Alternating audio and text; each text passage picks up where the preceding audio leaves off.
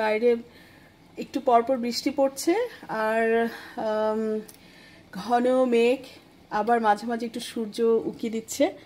আর গতকালকে রাতে চটপটি ভিজে রেখেছিলাম, তো এরকম একটা বৃষ্টি ভেজা দিনের বিকেল অথবা দুপুরবেলা ঠিক হবে না, এটা অনেকটা ঘুগনির মতো হয়ে গেছে। চটপটি ডাল ভিজিয়ে সকালবেলা বয়েল করে দেখলাম যে বেশ অনেক বেশি সফট হয়ে গেছে। আর এই চটপটি প্রিপারেশনের জন্য হচ্ছে ডিম সিদ্ধ, আলু সিদ্ধ হচ্ছে।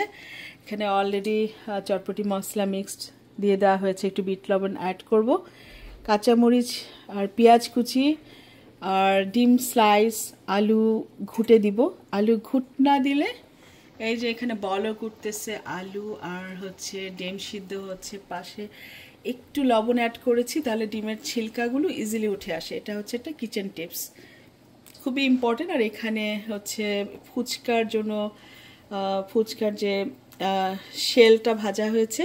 আর এখানে খুব মজা করে হারুন ইলিশ মাছ রান্না করেছে সকালবেলা, মানে 10টার সময় ও শোয়া থেকে উঠে তারপর এটা করলো।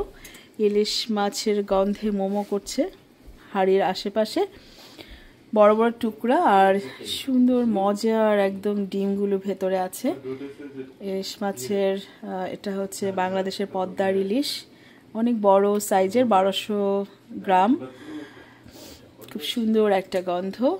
আর এটা আমি দেখাচ্ছি ইলিশ মাছের রান্নার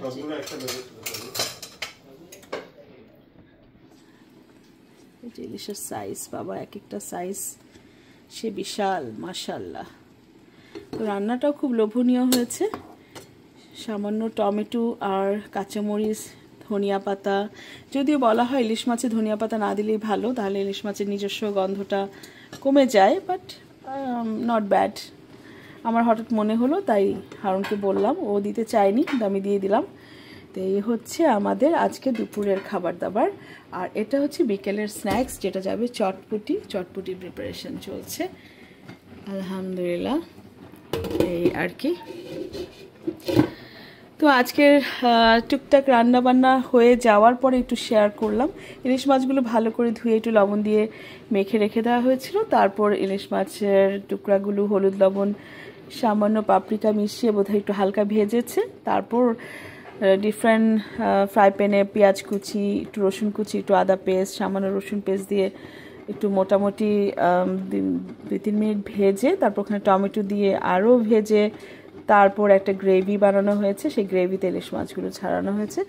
তারপর এই পানিটা একদম মাখা মাখা যখন হয়ে এসছে তখন এটা বন্ধ করা হয়েছে।